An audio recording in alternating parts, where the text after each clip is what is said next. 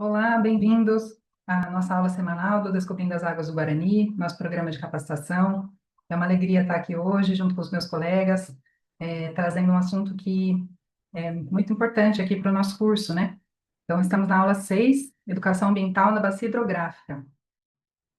Então, como objetivos da nossa aula hoje, nós teremos conhecer os pontos marcantes na história da educação ambiental no Brasil e no mundo, conhecer as principais linhas ou correntes pedagógicas da educação ambiental, relacionar a educação ambiental com a bacia hidrográfica e conhecer a situação da educação ambiental na bacia do Pardo.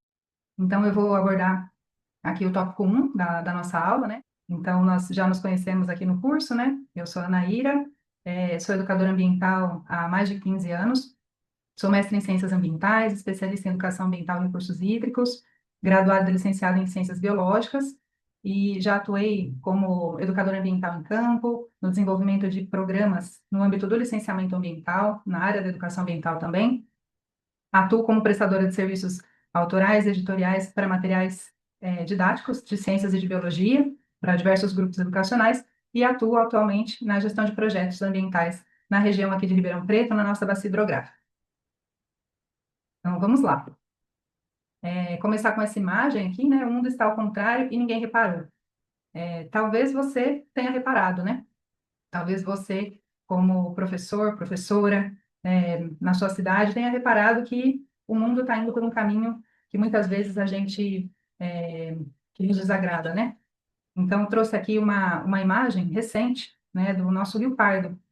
Agora, uma chuva que ocorreu, uma chuva forte em junho, após a chuva, houve uma percepção de um grande volume de lixo no Rio Pardo, né? E esse lixo vem das cidades, né? Ele é trazido pelo Rio Ribeirão Preto, que cai, né, no Rio Pardo, e aí a gente vê uma imagem dessa, né? Vê uma notícia, tanto no jornal quanto nas redes sociais, e se pergunta, mas as pessoas não estão percebendo, né, que o mundo não vai bem? Se as pessoas percebem, por que que as coisas não mudam? Então, nós acreditamos que tem ocorrido um processo de desencantamento com o mundo natural, de afastamento do ser humano com a sua essência, que é a natureza também. Então, foi necessário ambientalizar a educação, ambientalizar aqui entre aspas, né, que é trazer esse destaque, né, esse adjetivo de ambiental para a educação, né, já que a educação deveria contemplar o todo. Então, tem aqui um trecho de uma pesquisadora que nós gostamos muito do trabalho dela, que é a Rita Mendonça, que ela trouxe uma metodologia muito inovadora para o Brasil, por meio do Instituto Roman, que é o aprendizado sequencial, que foi uma metodologia desenvolvida por um naturalista americano, o Joseph Cornell, e ela diz o seguinte, que foi necessário criar o termo educação ambiental, porque nos afastamos da natureza. Os processos educativos ficaram racionais e a escola descuidou dos sentimentos, das sensações, e das relações em sala de aula, esquecendo o ar, a água, o corpo, o bairro, a cidade, o planeta. Então, a educação ambiental, ela é recente, né? É, então, a gente percebe, assim, pelos nossos estudos, que o ser humano mais antigo, ele era mais integrado à natureza, né? Justamente até por uma questão de sobrevivência, estava mais conectado e prestando atenção, né, aos fenômenos da natureza, que eram ensinados de geração a geração.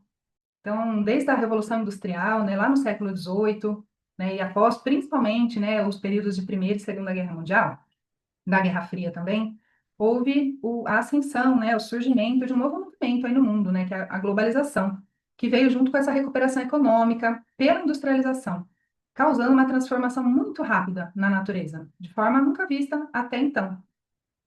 Então, vamos começar assim, fazer essa retomada por meio das décadas, né? Então, na década de 50, né, a gente tem um aumento do uso do DDT, que é um agrotóxico, que ele foi tido, né, por um período como uma grande salvação, né, das plantações, e temos que trazer alimento para a população que está crescendo. Mas é um químico muito forte, inclusive para a nossa saúde, né? E alguns efeitos dessa qualidade ambiental já começaram a ser notados em diversas partes do mundo. Então, na Inglaterra, houve um fenômeno conhecido como smog, que chamou muito a atenção da população por uma inversão térmica, né, que ocorreu e a cidade ficou toda, né, tomada por fumaça. Surgiram diversos debates sobre a qualidade ambiental em Londres, justamente por conta desse fenômeno. Depois, em 53, né, houve Um fenômeno também conhecido como mal de Minamata, no Japão, que muitas crianças começaram a nascer com deficiências congênitas devido à contaminação de mercúrio das águas. E aí, na década de 60, a partir da publicação de uma obra que ficou muito conhecida, né, como A Primavera Silenciosa, da Rachel Carson, onde ela denuncia o efeito cumulativo do DDT nos grandes lagos e a ausência dos animais, né, que começou a ocorrer por conta do uso do DDT, a comunidade científica ela começa a se despertar para essa questão ambiental, que nunca foi uma preocupação até o momento, né, no mundo. Então, surge o movimento do ambientalismo e os defensores da natureza, eles começam a se aproximar dessas ideias dos cientistas, né? Nessa década também está ocorrendo a contracultura, com seu auge ali no ano de 1968, e nessa década surgem as críticas a essa educação tradicional, né? E foi utilizado pela primeira vez o termo environmental education, né? Como esse adjetivo a mais, justamente para chamar a atenção para a importância dessa questão. Na década de 70, então, o capitalismo internacional ele já está consolidado, né, aumento da industrialização em diversos países, principalmente nos desenvolvidos, e ocorre uma conferência em Tbilisi, que estabelece princípios orientadores para a educação ambiental. E esses princípios, eles são utilizados até hoje. Então, foi uma conferência importante, assim, na antiga União Soviética, né, que aconteceu, que diz que a educação ambiental, ela deve ser um processo dinâmico e integrativo, ela deve ser transformadora, ela deve ser participativa, abrangente, ou seja, contínua, desde a infância, por toda a vida do cidadão, globalizadora, né, ter amplo alcance, permanente e contextualizadora. Ela deve ser voltada para a localidade, né, das pessoas. Em 80, né, aqui no Brasil, ocorre um avanço muito grande, né, na legislação, nos movimentos relacionados à proteção ambiental. Então, já há uma crescente percepção dessa crise ambiental em todo o mundo. E aqui no Brasil, então, tem, né, a nova Constituição Federal, com um capítulo inteiro dedicado ao meio ambiente. Né? O artigo 225, ele traz como uma obrigatoriedade da educação ambiental em todos os níveis, e começam a ocorrer muitas experiências de educação ambiental dentro e fora da escola, em empresas, em projetos. Então, nesse momento, a educação ambiental ela tem diversos objetivos e metodologias que são difusos, né? E surge pela primeira vez também, mundialmente, né, o termo desenvolvimento sustentável, pensando em como continuar o desenvolvimento dos países de uma forma a não esgotar os recursos, né, para a atual geração e para as futuras. Então, após essa década, né, com grandes avanços, tem também uma efervescência, né, de ações devido a uma grande conferência que teve aqui no Brasil, que foi conhecida como a Rio 92, ou Eco 92. Né? Então, esse tema começa a ficar cada vez mais visto. Nessa década, né, é instituída a Política Nacional de Educação Ambiental, que é a Lei número 9.795, que institui o Programa Nacional de Educação Ambiental. Nesse período, né, que justamente por conta desses debates de toda a sociedade, começa a surgir a construção de uma nova ética, né, a ética da sustentabilidade. Então, a partir de então, não fica mais tão bem visto, né, ações como jogar lixo na rua, né, ações como simplesmente desconsiderar as questões ambientais, né. Então, isso é algo que começa a mudar em diversos âmbitos da sociedade. Né? Então, a revolução técnico-científica também começa a avançar, principalmente com o avanço das comunicações, né? A internet, né? Começa a ficar mais difundida. E essa globalização, a industrialização, que no início era nos países desenvolvidos, ela passa para a periferia do mundo, que são os países subdesenvolvidos, trazendo juntamente com ela os seus efeitos adversos. E nessa década, em 90, começam as discussões a respeito das mudanças climáticas. Já na década de 2000, né, a instituição do órgão gestor da Política Nacional de Educação Ambiental, ela ocorre com a coordenação geral da educação ambiental nos ministérios da Educação e do Meio Ambiente. Há um avanço também com um programa que ocorreu nesse período que chamava Vamos Cuidar do Brasil com as Escolas, que era um programa com vida, que ele descentralizava essas ações, né, transferindo até para os alunos, para os estudantes, para os pais. Então, isso funcionava nas escolas. Foi um programa bem interessante, teve formações, ações, materiais didáticos construídos voltados para essa temática ambiental. Nessa década, a ONU institui como Década da Educação Ambiental para a Construção de Sociedades Sustentáveis. Então, os termos já começam a mudar, já não é mais o desenvolvimento sustentável, são sociedades sustentáveis, né? Ocorre o quinto Fórum Brasileiro da Educação Ambiental, com o lançamento da Revista Brasileira de Educação Ambiental e a criação da Rede Brasileira de Educomunicação Ambiental, que ficou conhecida como REBECA. E nessa década, né, já o fato do aquecimento global e seus riscos, ele já é inegável, né, com o lançamento de relatórios e toda a comunidade científica, né, com algumas poucas exceções, afirmando a sua existência. Na década de 2010, né, ocorre então a Rio+20 e constatado, né, que todos os avanços que poderiam ter ocorrido nesses últimos 20 anos, desde a Eco 92, não foram suficientes. Como resultado da Rio+20, tem apenas a proposta de uma economia verde, mas nada muito concreto mesmo, né, nada que traz mudanças significativas para a lógica. Há a instituição da Agenda 2030, então os ODM, que eram os Objetivos de Desenvolvimento do Milênio, que foram lançados em 2020, são substituídos pelos ODS, os Objetivos de Desenvolvimento Sustentável, como objetivos e metas a serem alcançados pelos países que aderirem, né, até o ano de 2030. Então, com metas bastante ambiciosas, né, nesse sentido ambiental, porque elas envolvem não apenas as questões dos recursos naturais, mas as questões humanas. Então, também nessa década, aqui no Brasil, nós temos a BNCC, né, que são as novas bases nacionais comuns curriculares, que devem ser consideradas em todas as escolas, e a eleição de um novo governo, né, com uma mudança drástica no movimento que vinha acontecendo, com o desmonte também de políticas públicas e órgãos importantes para a preservação do meio ambiente. Na década de 2020, né, que nós estamos vivendo agora, há então a retomada da Agenda Ambiental Nacional, criação de novos ministérios, né, trazendo visibilidade para esses povos, né, povos originários, Ministério das Mulheres, Ministério da Igualdade Racial. O Ministério do Meio Ambiente, ele muda de nome, então ele considera no seu nome, né, a mudança do clima. Aqui na cidade de Ribeirão Preto, né, nós tivemos a implementação e a regulamentação da Política Municipal de Educação Ambiental, que foi um longo processo construído com participação da sociedade civil e de ONGs ambientalistas importantes aqui para a cidade. E nós estamos, então, nos últimos anos, né, para a implementação e para o avanço dos ODS, e ainda distantes das metas, né, de alcançar essas metas.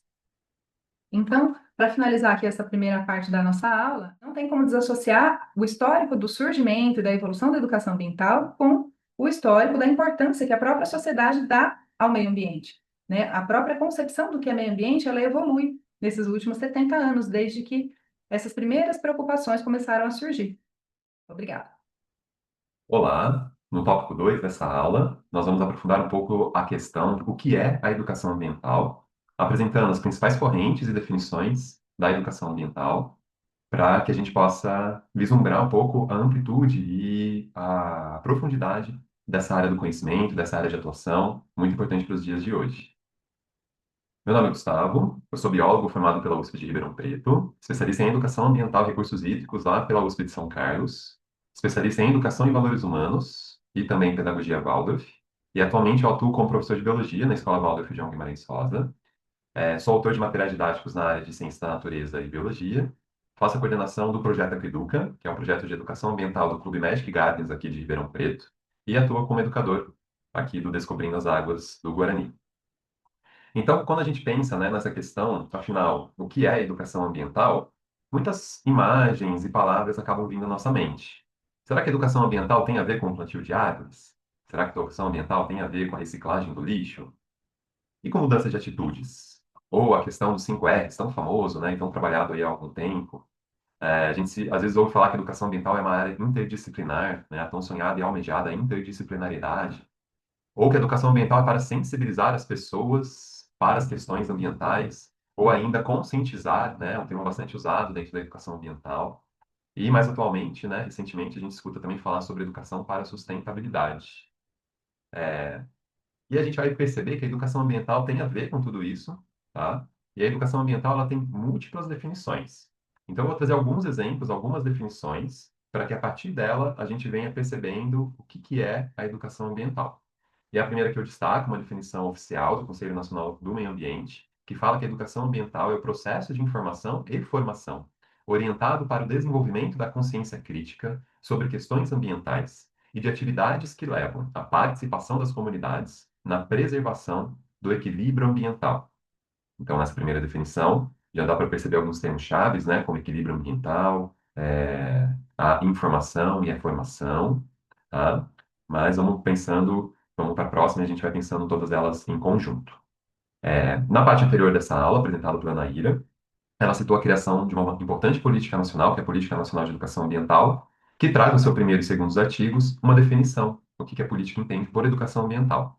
Então, entende-se por educação ambiental os processos por meio dos quais os indivíduos e a coletividade constroem valores sociais, conhecimentos, habilidades, atitudes e competências voltadas para a conservação do meio ambiente, bem de uso comum do povo, essencial à sadia qualidade de vida e sua sustentabilidade. E ainda no artigo 2º, a educação ambiental é um componente essencial e permanente da educação nacional, devendo estar presente, de forma articulada, em todos os níveis e modalidades do processo educativo, em caráter formal e não formal. Então já dá para perceber nessa segunda definição que há algo comum com a primeira, mas ainda acrescenta outros níveis, outras camadas na resposta, né, a essa questão que é o que é a educação ambiental. E ainda uma importante autora aí da área da pesquisa em educação ambiental, a Isabel Carvalho, ela define a educação ambiental como uma prática de ação política que interpele a sociedade, problematizando a degradação das condições ambientais e das condições de vida como processos intrinsecamente articulados. Então vejam novamente algo em comum com as outras definições, mas mais uma camada, né? Carvalho coloca a ação política, né? Então ela traz a esfera política agora para a definição da educação ambiental. Na definição do Miller Júnior, ele fala que a educação ambiental é uma abordagem holística e interdisciplinar para aprendermos a viver de modo mais sustentável. É um processo que ajuda a desenvolver respeito e reverência pelas formas de vida. Então, nessa definição, a gente vê algumas das palavras-chave, né, que aparecem quando a gente fala de educação ambiental, por exemplo, essa abordagem holística, interdisciplinar, como havia citado anteriormente.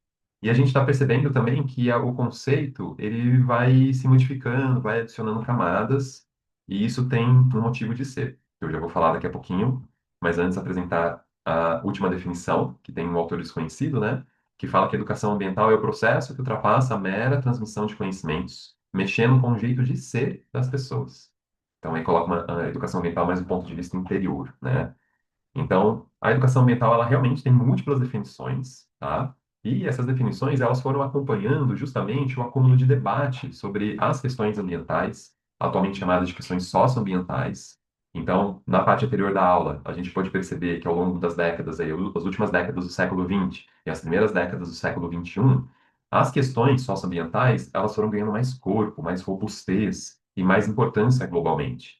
Então, a gente sai de um lugar, lá no meio do século XX, de nem se pensar muito nisso, e aí as pessoas começaram a sentir alguns efeitos da devastação ambiental, e aí teve um clique ali, um estalo para, opa, vamos olhar para o meio ambiente.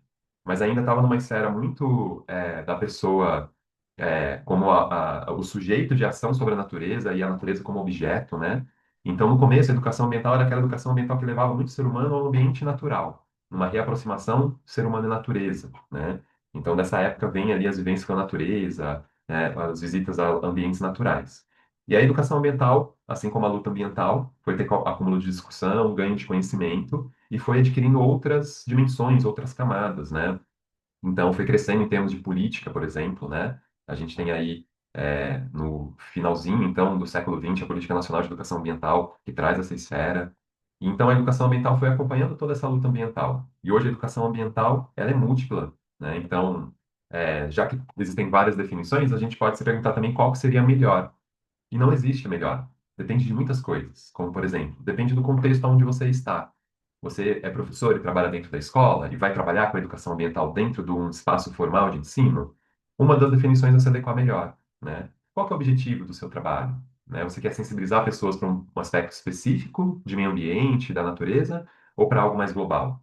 Qual que é seus tipos de limitação? Qual que é o tempo de trabalho? Às vezes é uma aula semanal, é um projeto paralelo, né? Como é que é esse espaço físico que você vai poder trabalhar? É um espaço que tem mais elementos da natureza ou é um espaço mais urbanizado? Né? Qual que é o seu clima, o bioma que você está inserido, né? Que recursos você tem disponível? Você vai fazer a educação ambiental com crianças, com jovens, com adultos, pessoas idosas? É um processo que vai ser mais contínuo ou é uma atividade mais pontual, né? É dentro da escola, como você tem há pouco, ou é no espaço não formal, como um museu, um zoológico, um aquário, tá? Então, existem realmente múltiplas educações ambientais e um trabalho muito importante foi esse intitulado Uma Cartografia das Correntes em Educação Ambiental, e ele foi feito como um mapeamento das ações em educação ambiental em diferentes lugares, em diferentes projetos. Então, a autora ela foi atrás desses locais a qual as pessoas afirmavam, não, aqui a gente está praticando a educação ambiental. E ela viu o que que era feito, qual era o tipo de debate, o tipo de discussão. E ela identificou aí 15 correntes diferentes da prática da educação ambiental, né? Então, desde uma corrente naturalista, no qual leva, então, o ser humano a esse contato maior com a natureza, até, por exemplo, uma corrente feminista, na qual a luta do feminismo, né, que era diferente no início, ela ganha uma conotação mais ambiental, né? As mulheres nessa luta percebem que também lutar pelo ambiente é lutar pelo feminino, né? E várias outras correntes e maneiras de se pensar e se praticar a educação ambiental. Não cabe agora fazer a descrição dessas 15 correntes, né? Mas nós deixamos um resumo sobre elas como um arquivo aí extra da aula para você consultar e também o artigo para você poder ler e se aprofundar. Para quê? Para pensar em si mesmo, pensar na sua própria prática, pensar no seu próprio local de atuação e ganhar mais consciência sobre a sua prática, né? Então, quando a gente só vai praticando, praticando, praticando, muitas vezes a gente pode chegar em algo que está alienado, né? Que a gente não sabe por que que a gente está fazendo aquilo, tá? Então, a gente pensar sobre as diferentes correntes, saber que a educação ambiental ela tem múltiplas definições, faz a gente ganhar um pouco mais de crítica sobre a nossa própria ação, no bom sentido, né? De pensar como é a nossa atuação e de ver se a gente está atuando de maneira adequada, se a gente pode atuar de maneira diferente, se a gente consegue fazer o link com outros projetos, né? E realmente aprofundar essa prática, né? Porque a educação ambiental ela é muito importante, ela é cada vez mais importante, né? A gente vive hoje uma urgência climática, a gente já vive uma nova condição climática, então realmente a educação ambiental precisa aí sensibilizar as pessoas para a gente despertar cada vez mais pessoas, né? Que atuam em diferentes níveis da sociedade, para que a gente de fato possa mudar os comportamentos predatórios, mudar os comportamentos que estão degradando o meio ambiente e ainda poder manter aí para as futuras gerações um ambiente de qualidade, um ambiente que vale a pena ser vivido, em contato com a natureza, uma qualidade de trabalho, de vida, de condições de moradia, para que todos possam ter aí dignidade de vida, acesso a direitos humanos, e é sobre tudo isso que a educação ambiental fala. Então, gostaria de agradecer a atenção de todos vocês, desejo bons estudos e a gente se vê numa próxima oportunidade. Obrigado. Olá, sejam todos bem-vindos, bem-vindas ao nosso programa de capacitação de educadores da Bacia do Pardo, faz parte do nosso projeto Descobrindo as Águas do Guarani. Hoje nós estamos na aula 6 e esse é o terceiro tópico da aula, onde nós vamos tratar do tema da educação ambiental no contexto da bacia hidrográfica. Vamos entender por que é importante que a gente considere, então, essa unidade territorial, que é a bacia hidrográfica, para implementar e pensar projetos de educação ambiental.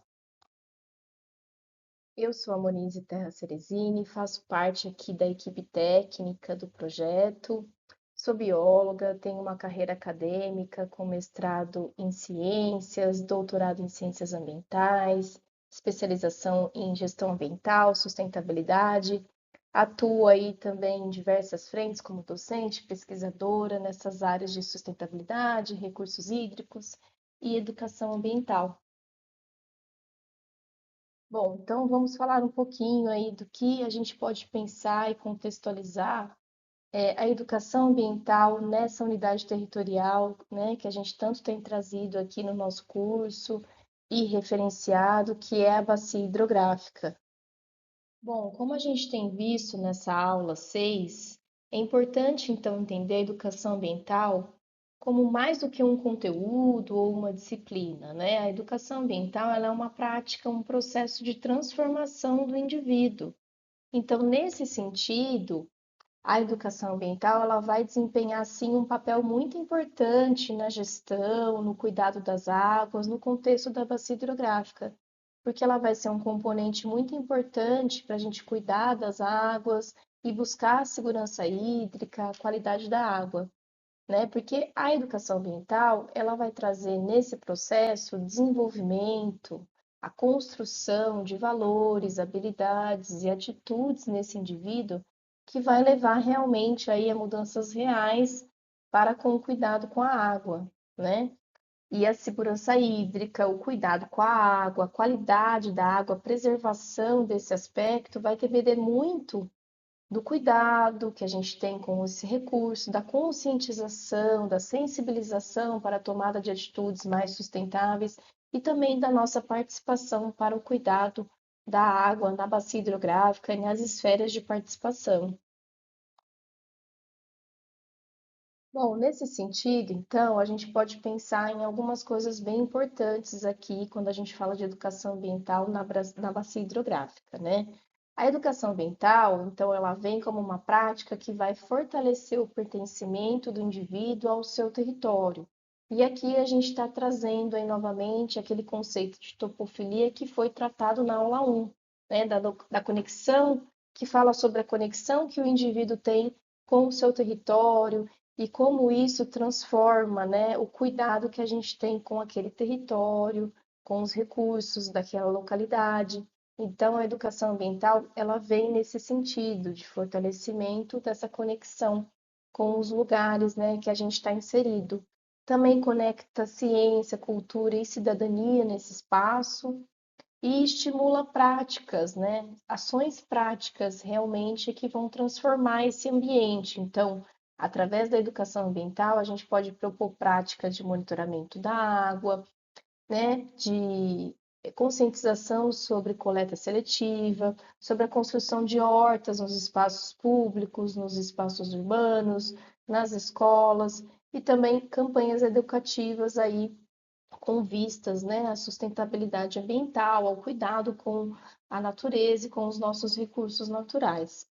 Aqui, por exemplo, né, a gente está vendo uma foto de alunos que estão participando de uma visita interativa em um centro de educação ambiental, né? E por acaso eles estão ali olhando para uma maquete que simboliza, contextualiza uma bacia hidrográfica. A gente tem ali um rio principal, a mata ciliar e também ali outros usos, outras atividades antrópicas acontecendo nessa bacia, né? Então a própria maquete da bacia, ela contextualiza ali situações lúdicas para trabalhar sobre preservação da água, vegetação nativa, mata ciliar, e é um bom contexto para trabalhar, né, para conversar sobre as práticas e os processos de educação ambiental. Bom, então a bacia hidrográfica por si só é um espaço educador, né? Por ser um sistema natural, vivo e dinâmico que está em constante transformação, os processos que acontecem na bacia hidrográfica nos mostram na prática como que as nossas ações afetam a água e são afetados por ela também, né? Esse espaço também ressalta as conexões que existem nos diversos ambientes ali, né, que compõem a bacia hidrográfica. Então, a gente tem os espaços naturais, os espaços construídos, como as cidades, o ambiente rural, e todos esses territórios estão em uma única unidade geográfica, né? Então, a gente consegue fazer essas diferentes conexões em um mesmo território. E estando neste mesmo território, nos desperta uma consciência coletiva, porque a gente percebe que todos ali estão fazendo parte de uma mesma unidade territorial e que todos precisam fazer parte também do processo de cuidado. Então, a bacia hidrográfica, ela é uma sala de aula aberta, né, praticamente. Ela é, sim, esse espaço educador, onde a natureza e as nossas ações, né, as ações humanas, estão ali nos mostrando sobre impactos, nos ensinando sobre cuidado e responsabilidade para com os recursos, e aqui especificamente, né, para com a água.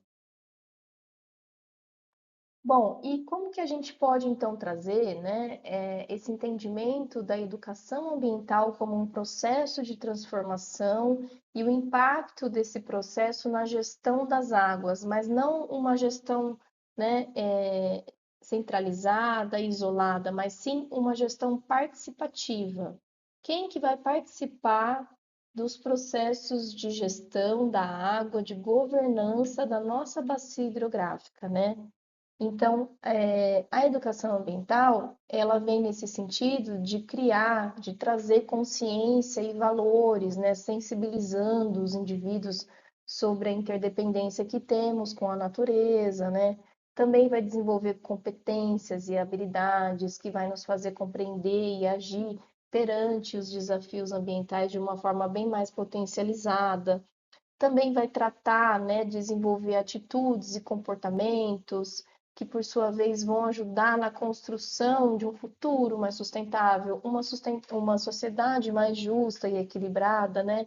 E com isso está formando cidadãos, agentes de mudança comprometidos aí com o coletivo, tá bem?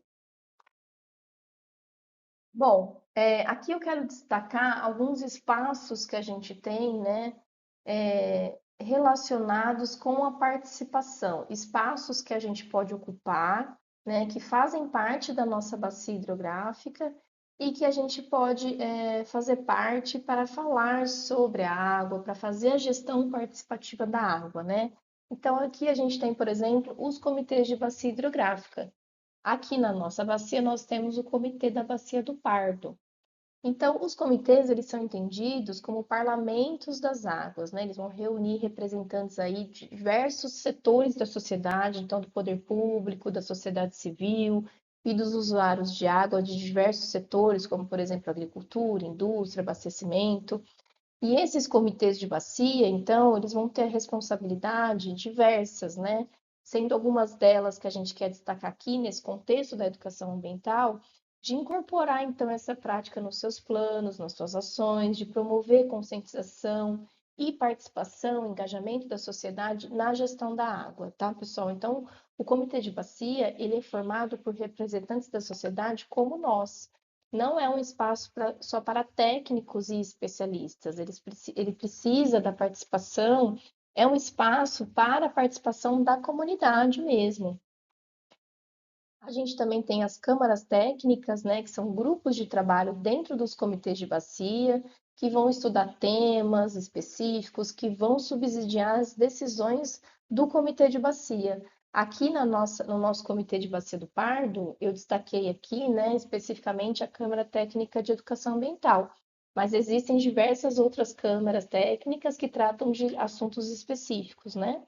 Aqui no nosso caso, a Câmara Técnica de Educação Ambiental, então, ela propõe diretrizes, planos e programas de educação ambiental, ela promove ações de capacitação, ela cria estratégias de mobilização, todas relacionadas e voltadas para uma gestão participativa das águas. A gente também tem o plano de bacia, né, que é um importante instrumento da nossa Política Nacional de Recursos Hídricos e também da nossa Política Estadual de Recursos Hídricos aqui do Estado de São Paulo, que é um instrumento que é elaborado de forma participativa pelos comitês de bacia e ele existe para orientar essa gestão da água, tá? Assim como um plano, ele vai trazer diagnósticos, vai definir ações prioritárias para melhorar a qualidade e quantidade da água nessa bacia. E é interessante que a educação ambiental, ela apoia, né, a elaboração do plano de bacia e o plano de bacia, por sua vez, também direciona as ações de educação ambiental nesse espaço geográfico que é a bacia hidrográfica. Uma outra forma de participação, pessoal, na gestão da água, na gestão da nossa bacia, é por meio de audiências, de consultas públicas, né, que são espaços democráticos, onde a gente pode ali ter um debate transparente, construir soluções de forma coletiva, né, e também contribuir com a elaboração desses planos de bacia, com as decisões e diretrizes que vão estar ali elaboradas, né, e direcionadas dentro desse documento, desse instrumento.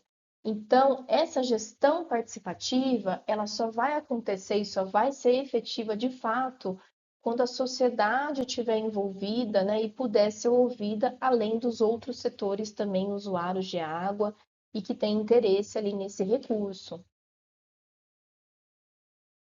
E é também importante citar aqui escolas, grêmios, associações, organizações e demais instituições da bacia hidrográfica, que também são espaços muito importantes para promover educação, sensibilização, conscientização ambiental, né? Nesses espaços também ocorrem muitas ações práticas, multirões, hortas, plantios de árvores, também existe muita mobilização comunitária ali nesses espaços, fortalecimento, engajamento social em torno, né, das demandas, das necessidades da bacia e a formação cidadã, né, estimulando aí o protagonismo e participação ativa de todos os cidadãos, dos jovens. Bom, então aqui eu quero deixar vocês com uma pergunta, uma reflexão sobre quem educa e quem aprende nesse espaço que é a bacia hidrográfica, né? Eu acredito que a própria gestão da água, o processo participativo de governança da bacia, por si só, já é um processo educativo contínuo, em que todos nós estamos aprendendo e também estamos ensinando, né? Tanto a comunidade local, quanto as escolas, os comitês e o próprio rio são educadores. Então, eu faço um convite aí à ação para vocês, né? Observe a nascente mais próxima de você, mapeie o caminho que a água faz da chuva até o rio, aprenda como essa água contorna os seus obstáculos. Entreviste, fale com os moradores da sua bacia sobre as mudanças territoriais que aconteceram nesse espaço nas últimas décadas. E também participe de audiências públicas e reuniões do Comitê de Bacia, levando a sua demanda sobre, né, os aspectos ali que precisam ser melhorados no seu bairro, na sua bacia hidrográfica, e proponha projetos nas escolas e na comunidade. Como aqui a gente está, né, no nosso curso com essa proposta de elaborar um projeto voltado para a gestão das águas. E eu deixo vocês aqui também com essa frase, né, essa ideia central que educar para as águas é formar cidadãos com raízes no território, mas com olhos no futuro. E deixo vocês também com essa foto, né, uma foto antiga do nosso córrego Ribeirão Preto, porém ele já estava canalizado, né, ele não tinha o seu aspecto natural mais. Então, quando a gente tem as raízes no nosso território, a gente olha para trás, entende a nossa história, mas a gente também precisa educar cidadãos, né, e pensar no futuro. Como que a gente quer que a nossa bacia e as nossas águas estejam no futuro? Tá bom, pessoal? Eu deixo vocês aqui também com as referências usadas, nos 3 tópicos dessa aula. Agradeço pela atenção de todos e de todas e a gente se vê numa próxima.